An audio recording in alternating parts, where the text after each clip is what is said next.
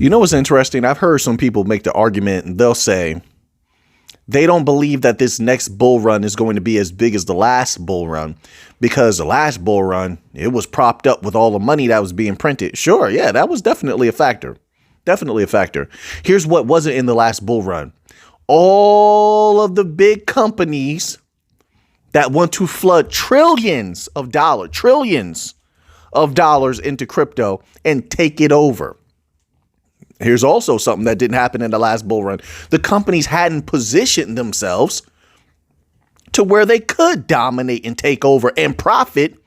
Because make no mistake about it, they want to be the main profiters from crypto. The main controllers of crypto. They will manipulate everything. And only the people who got in low and actually were committed, even though there's a very non-committal energy just across the board in the world these days. People don't commit to crypto. They don't commit to relationships. They don't commit to anything. They don't commit to a car, nothing. But those people that did commit to projects and they believed in them, those are the ones that are going to win. Think about it being like what happened with Bitcoin the first time, only way bigger, in my humble opinion. People didn't believe in Bitcoin. They sold their Bitcoin. They bought pizza. They bought sodas with Bitcoin, things of that nature. Didn't think Bitcoin was going over $200. They didn't think Bitcoin was going over $500. And now look at where Bitcoin is at. It's going to be a little bit bigger than that for a few projects, just a few. There's not going to be thousands upon thousands of crypto projects, in my humble opinion, out there in the future. It's not going to happen. Just my humble opinion. Why? The SEC hasn't even begun to go after all of these insane like pump and dump schemes and meme coins and things. But they will. You see, that's an easy time. That's why they're just letting those things they're just burying themselves, right? And the SEC will come and just sweep those things away so easily. That time is coming. That time is coming. And they're moving on, in my humble opinion. That's why I've read some articles where they're saying, well, this is going to be a little bit of a different video. OK, we'll get back to the normal videos tomorrow. But that's why a lot of people have been saying, oh, well, it's a little bit concerning that everything's so quiet with the Ripple versus SEC case. It's almost over. It's almost over. How many losses does the SEC have to take before people calm down? Oh, the people are not so concerned anymore. Do they have to be? All the lawyers were telling everybody else pretty much over once XRP got its clarity, right? So why would the people be worried? Why would you hear a whole lot about it, right? So they're just tying things up and getting ready for that last nail in the coffin as far as the SEC is concerned. You have the case, some sort of conclusion supposedly coming in April. And then that'll be it. And what did the banks ask for? Then we're going to really see something once this case is over. Because the company said, well, we need further clarity, across the board. Then they also said they wanted the SEC case to be completely ended. Completely. That's what they said. I don't know why people are just skipping over that, jumping over that. That's why XRP hasn't been able to run wild like it should be. But once you remove that barrier, that barricade, I mean, anything is possible after that point. Doesn't mean it's going to happen instantly either. Doesn't mean that. It just means the possibility is now there for at any moment, boom, that flip of the switch can happen. That's what it indicates, right? Because some people will take it that way. Like as soon as the case is over, everything's supposed to go boom, boom and skyrocket. And it's like things just, can they happen meteorically? Yes. But is there a possibility it doesn't happen meteorically? That's just also a possibility. You got to be prepared for all things. You have to be prepared for all. And life is best to prepare for as much as you can. That's like going into a boxing match and you only have an offense, but you don't have any defense. I'm telling you right now, you're going to get your bell rung. You better have some defense. Or maybe better yet, let's use mixed martial arts because a lot of people do that nowadays, right? Okay, well, you better know how to do a takedown. That's like going into a match. You only know how to do a takedown. But you don't know how to sprawl, how to stop a takedown. You got to have offense, defense. You got to prepare for everything that you possibly can. That's going to bring you closer to success than being one-dimensional. Always be multi-dimensional, right? So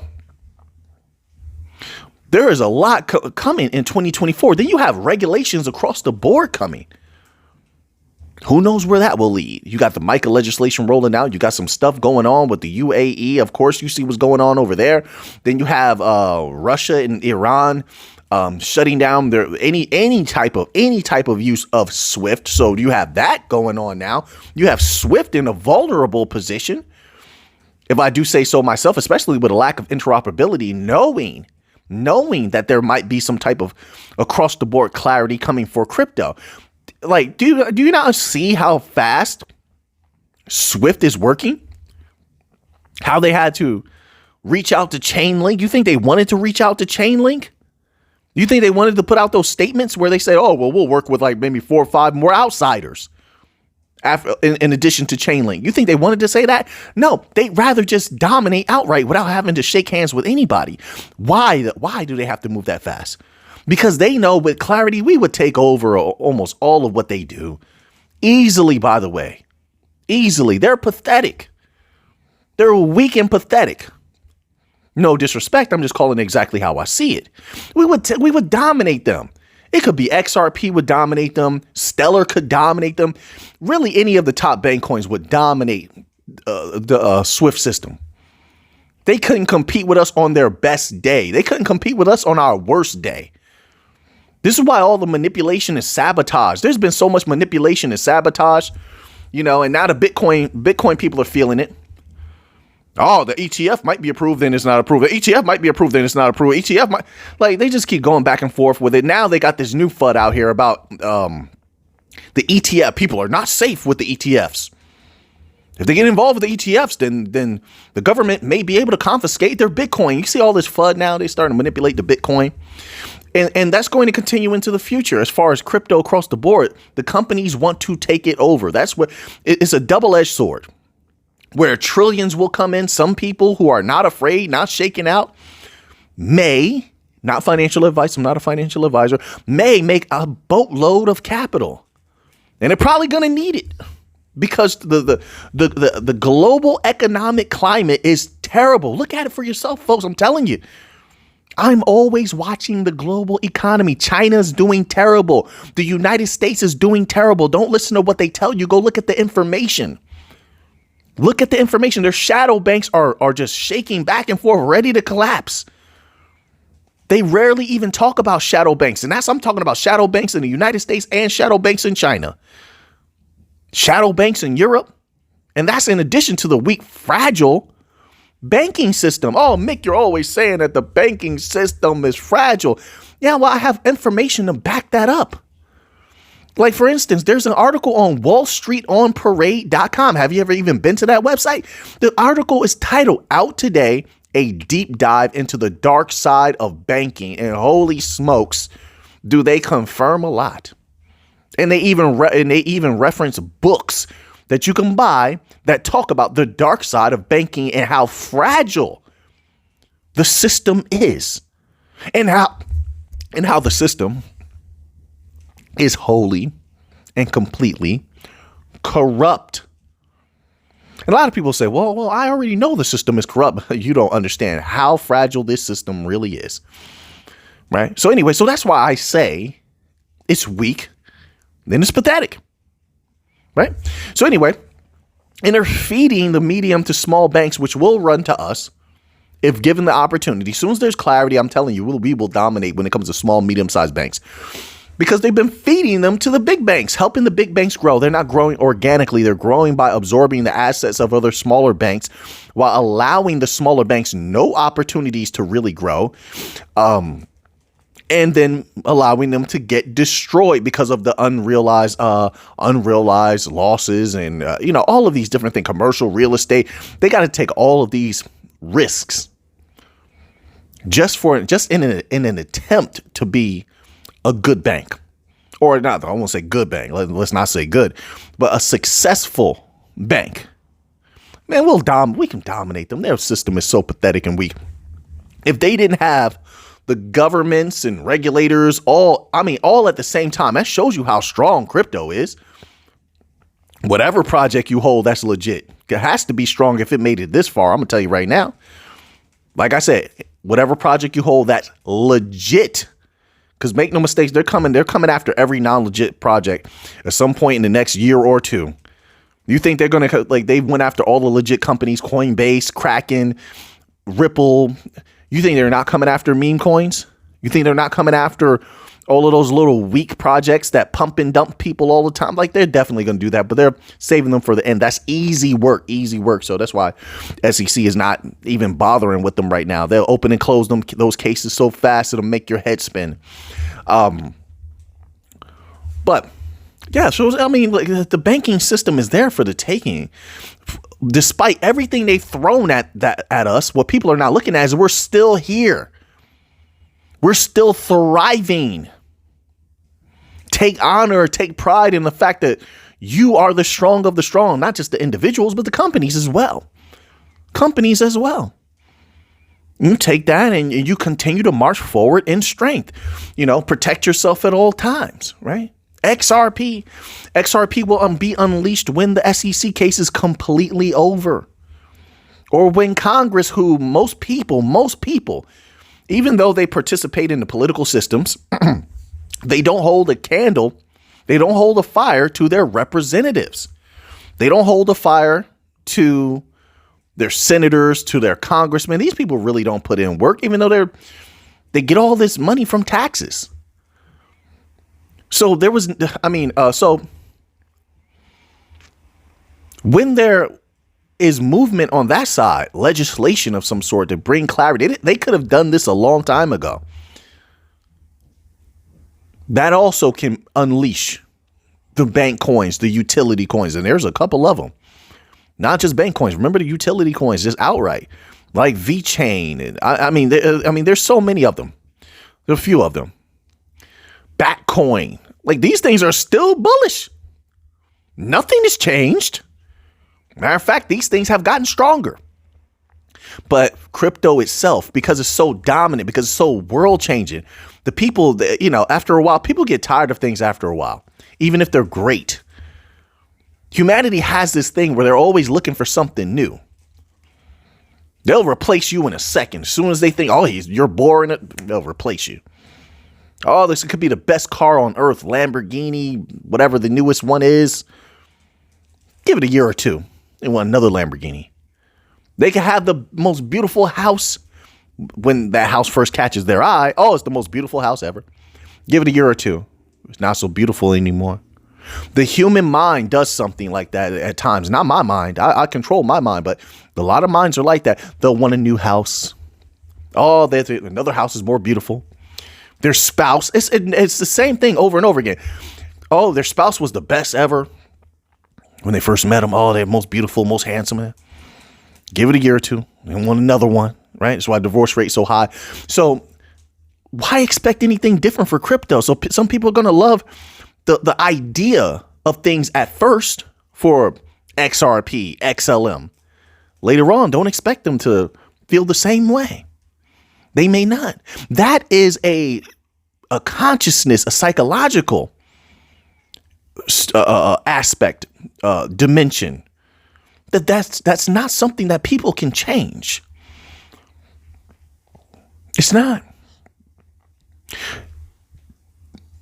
You have to have control over yourself in the money game. Discipline. An offensive move and a defensive move. Offensive move would be like, how do you make money? How do you keep your capital from dying in a savings account? Do you have your money making money? That's an offensive move. Then you have defensive moves. Am I saving capital? Not just in the traditional means as well either, because you can't trust a lot of those traditional means. I like to diversify. Are you saving capital in a multitude of ways so that you ensure your future?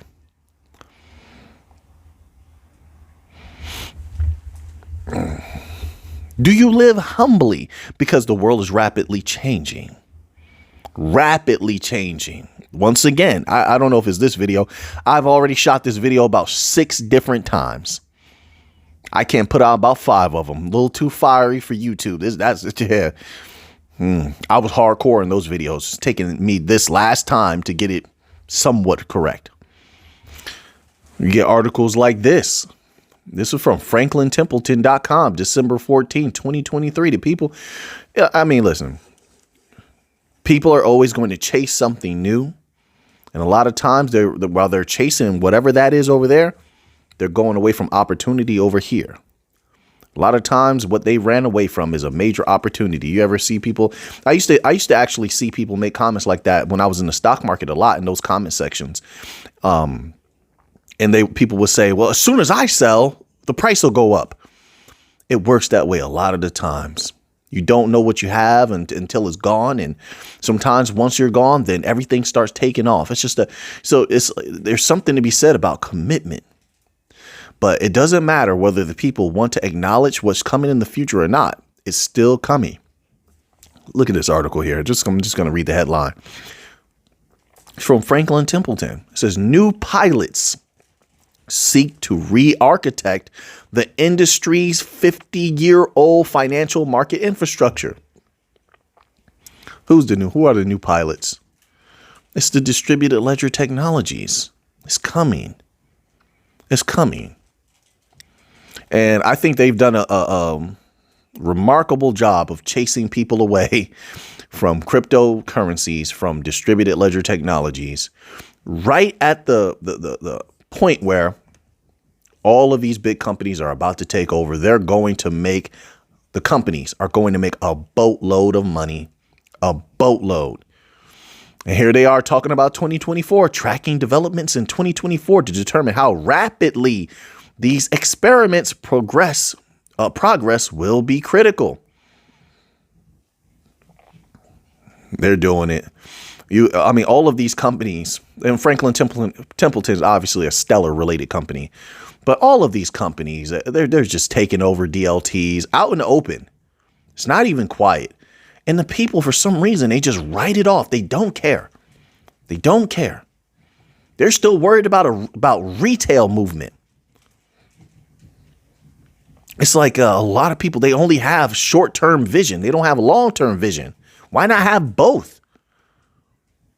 See things in the short term and see things in the long term, but they just don't have that visionary eye.